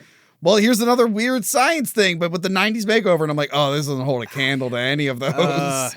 So this one is on the shelf for me only because it's this bizarre anomaly of a film. And like, just to kind of, I'm going to echo what you guys say in terms of like, it's disjointed. It doesn't make a lot of sense. And of course it's plagued with production problems, but like, it's such this weird anomaly of a film that I'm kind of glad exists. I really wish we had Stanley's original vision for this. I would have loved to see what that was like. Yeah. But this fucking film, like even watching it today, it's not great, but like there's a lot of things that I like about it. I love the makeup. The makeup goes without question. That's what I was going to say. I mean, Hyena is like the shining light of it. But like, I love Marlon Brando and the fucking worm guy doing stuff together. I know it was like a stupid thing that he like forced to happen, but like, I remember that shit, and like I think it's just so funny to me, and it is very memorable. It just takes me so out of the movie. Yeah, but it's not like a piece of amazing cinema either, and I don't even know how they put this together with all of the shit that was going on. So I really think it's an incredible feat that it was even made, and it looks and sounds and is acted as well as it is. I guess they were able to get the director and recast it early on. It wasn't like they shot for like 4 months, then had to restart. So I guess they got away with it there. There's other movies where it's like, how did they finish this? This is so all over the place. It's a weird mutant hybrid of a movie. Yeah. And it probably should be put out of its misery, but you can't help but look at it. I mean, I'll gladly take it out in the back of the fucking shop, in the back of the video dungeon, right out there by the dumpster. Shove it in deep, but leave enough room so I can make that pistol shot. I'm actually going to use the pistol they use in this film to fucking take out Mark Dacascos, the old the thing that the bolt gun. Gonna make it real brutal on this bitch as it gets blasted in the bottom of the dumpster next to fucking House of the Dead. But yeah, it's that's not House of the Dead, dude. It's as far as the CGI is way worse than House of the Dead. House of the Dead. I misspoke. I meant to actually say Dungeons and Dragons specifically. I'm sorry. It is not as bad as House. It is at least as bad as Dungeons and Dragons. It's so brief, though. Just in my opinion. I'm about the movie as a whole. Oh yeah. I overstepped my own bounds. You're right. No, it's not as bad as House You're of the going Dead. crazy now. My brain was saying Dungeons and Dragons. Anyway. Yeah. It's not great. Yeah. But yeah, the cultural impact is fascinating. The behind the Of the scenes original story. well, yeah, but no, of like how the movie affected like South sure. Park Yeah, and yeah, Mini yeah. Oh, Me. yeah, Like, yeah, they're like yeah. so many people have made fun of this movie Yeah. and done other things with it, but Yeah. like the movie itself is just not very entertaining. Honestly, just the mini-me shit, I'm glad this exists, because I love Austin Powers, and I'm like, all right, if this fucking dog turd had to exist so we could pull the fucking diamond called the Austin Powers trilogy out of it, all right, I'll take it. We're gonna pull it out of that fucking pig man's asshole. I can't like defend it too much, but I think again, it's for all things considered, it's a competently made film. It might not make sense all the time, but again, it's kind of a miracle that it was even put together the way it is. Yeah. But definitely check out Last Soul, the doomed journey of Richard Stanley's Lost Soul. Island. The Last Soul. The Last Soul. But definitely check out Lost Soul, the doomed journey of Richard Stanley's Island of Doctor Moreau, if you haven't checked it out, and then maybe watch the movie. Right? Would you suggest that too? Watch the doc, then the movie? I mean, I would actually do it the other way Yeah? around, unless you really just are so trepidatiously against just like diving in. Do- And maybe do- start with the doc. Do it but- both. You watch the documentary and then get a friend who doesn't know about it, and then you watch the movie at the same time and see what different and see what happens. All right. Yeah. Well, I only say that because if you watch the doc, you can know the entire breadth of what's happening. So when you watch the movie, you're like, oh. Right. Have the opposite experience of me. Yeah. Maybe I would have actually liked it more if I did it that Well, way. I guess that's see what I'm you're trying saying. to say. Yeah, you might Yeah, so enjoy the film more if It'd you be fun to do a movie night and get people who know and don't know, Right. and just see what the reaction like that's- A/B test the Yes, Island of like- Doctor Moreau. We were talking before the recording, like the Crow, the new Crow. It's Yeah. like we just did that episode on Inertia, where we talk about the new Crow in that, and it's like I had watched the Crow, the '90s one for the first time, and then the new one. But I was saying, like, what if I did that the other way around? Yeah. Then I would have went, but oh well. Yeah. It's weird, man. I really hope Stanley can redo this movie one day. He probably just wants to forget about it and never go back to it. But it would be really interesting to see He him says come in the back to it. documentary he wants to like explore some of those ideas, but like on a smaller scale. I mean, obviously. we still haven't gotten his Dunwich Horror follow-up to Color Out of Space yet, so I don't know what's going on. Well, he also got like canceled or something a couple years back. He did? He had the 'cause we were- sexual assault allegations. Oh, I but didn't even know about I think that. they got dropped. He was going to court over it. I did look that up. It is Yeah. on Wikipedia back in Yeah. 2021, but there's no follow-up. Maybe if you looked it up and found some. Oh, I didn't- articles, Because we were but about to do hardware, and I'm like, I want this to blow At over. least, or like, see if it's Oh. true or not first. Yeah, that's smart. That's smart. Don't be like me who records a Tenacious D episode in April. well, and then puts it on the schedule and can't take it off the schedule and goes, "Oh yeah, I'm sure nothing will happen in between now and then." well, I didn't want to speak out of turn when we talked about Oh, Stanley, yeah. so I wanted to see what happened with it, and Yeah. then we could, be like, That's why you should address it. But film everything months in advance. Then you get a video like mine where we're like, Jack Black's great. Everyone loves him. we don't have that luxury. And they Tony. love Kyle Gass even more. Yeah, I mean, 1 in a million, Doc. Yeah. On that one. Really, guys, you don't understand. Like the week leading up to it, I'm like, "Oh motherfucker! Oh no! Oh, no!" Don't worry, when he's uncanceled in a year and they're back together, the video will blow up again. And I'm seeing like The I reunion schedule tour. the video, I see the comments, and I'm like, God damn it! I don't have time to shoot anything else. So go check out Tony's misfortunes over at Hack the Movies. Yeah, where can everybody find that? By the Oh, way, you can find that at Hack the Movies on YouTube, or wherever you get your podcast. I also put my stuff on Rumble because it's been a while since I was here. Yeah. My Godzilla podcast is still nuked from Oh, YouTube. God. Okay. That's weird. has it found a new life? Well, I haven't brought it back. So the archive is up on Rumble. The video archive is up on Rumble. The podcast still exists, like on audio feeds. I know Johanna is going to Japan. She's going to stay at the Godzilla Hotel. Oh, lucky And duck. one way or another, if we can't get YouTube back, we're going to bring it back no matter what. But I thought while I was doing that, let me at least put Hack the Movies on Rumble. So some of the missing episodes are there. The ones that got copyright claimed, I threw them on there. So check that out. And wherever you get your podcast, Patreon, we got a lot of stuff going on Patreon right Sure now. do. And if you're not ready to dive into Patreon, we have the channel membership, which I think you guys do something similar. We're like, We just started the YouTube memberships, and it's kind of like Patreon Lite. That's- So they get it. So they get a couple things, but not everything. All the benefits of Patreon, especially not the mail in stuff. So Right. you don't Right. get stickers, you don't get t-shirts, none of that stuff. My YouTube membership is just everything you get at the $2 tier on Patreon. If you like it, switch over to Patreon. You get extra stuff. But yeah, we got a lot of stuff going. I've been doing more live streams. I got some stuff coming out. When's this episode air? At the end of the month. At the end of this month. At the end of September. Ooh, then I got a bunch of spooky movies coming up. There you so, go. Yeah, and swing we're by. right on the cusp of Trick or Trash too. Yes. Ooh, nice. Yeah. I'm excited for that. Come out Yeah. October 4th and 5th to Neshaminy Creek Brewing in Croydon, PA for Crypt Video Rentals. We're going to be hanging out with Tony for Friday and Saturday. Friday is going to be the Nightmare on Elm Street anniversary screening, and then on Sunday is going to be the Goosebumps, the Haunted Mask 1 and 2 double feature. The Dumpster Boys are going to be there doing a live episode on Saturday. Tony's going to be there with Hack the Movies. And I believe, I don't know who's coming with Epic Film Guys, but I know Justin will be there. So come hang out. I love Justin. Yeah. Oh, one other thing. Lately, I've been combining episodes into like big videos. I decided I'm going to combine our Dracula and Frankenstein two-parter into one. Oh, that's a And monster, actually- a monster mash, And if actually, you will. I think it airs that weekend. There you go. There's a lot of content to look forward Yeah, to. I was like, because people really like those two episodes. I'm like, let me make it convenient. Let me just stitch them together.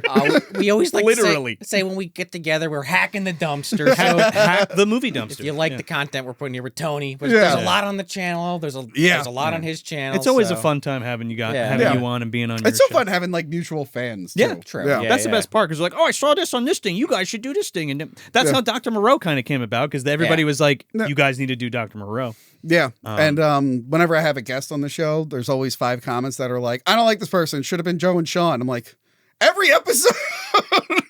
I'll take it. It's like Have every us on episode. more. I'm like, guys, they have their own show too. You could ask. I'm like, you could go watch this. Oh, yeah. Keep doing that. Keep on asking. Anytime there's a new person, like, should have been Joe and Sean instead. I'm like, okay, Just send the link. let me go back in time and shoot it again. Yeah, right. Well, yeah. I mean, Yeah. And I'm sure you get that too. They're like, Yeah. Tony should be on every. Yep. Sure do. I mean, we actually do occasionally. Oh, okay, I okay. mean, No. in all They're like, oh, you should seriousness. have done that with Tony. I mean, you're sitting here right now, are you not? I am. This is right. Now we're gonna get all the way. You should have had Tim Nugent on here. You got this Where's son of a CB bitch. Smith? He's Yeah. coming. More's coming. So if you want to hang out with myself, Sean, and Tony, and Justin from Epic Film Guys, come down October 4th and 5th to Neshaminy Creek Brewing in Croydon, PA for Crypt Video Rentals. You're going to have tapes from the Crypt there, retro release video. There's a whole bunch of other things that I'm forgetting at the moment, and I apologize, but it's a whole bunch of great vendors, so you definitely want to come do that. It's going to be a really great time. Vintage View Cinemas is going to be there too. There's going to be trivia. There's going to be giveaways. And the episode that we're doing for the live show on Saturday is part of Trick or Trash. It's a ripe review, and we're going to leave it at that. So stay tuned. And if you want yourself some more Movie Dumpster content, you can always head over to patreon.com/Movie Dumpster, and you can sign up for the $2 tier to get yourself a ad-free audio version of the show.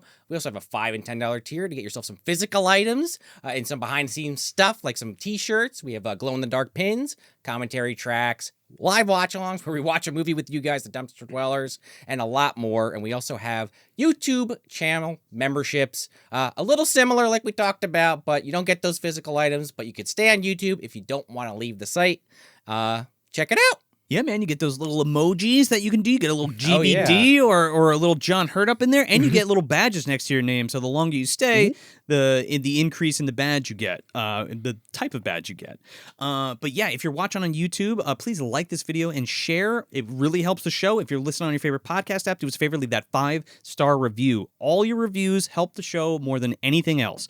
More than the Patreon, more than the YouTube memberships, more than buying anything from the store. I mean, that's good if you want to do that. But really, if you have not, if you're a new dumpster dweller or you've been hanging out with us in the dumpster for the past 7 years, do us a favor, leave that review. It really helps the show. And if you want to keep up with the Dumpster Dudes, you can always follow us at Movie Dumpster on social media or head over to moviedumpsterpodcast.com.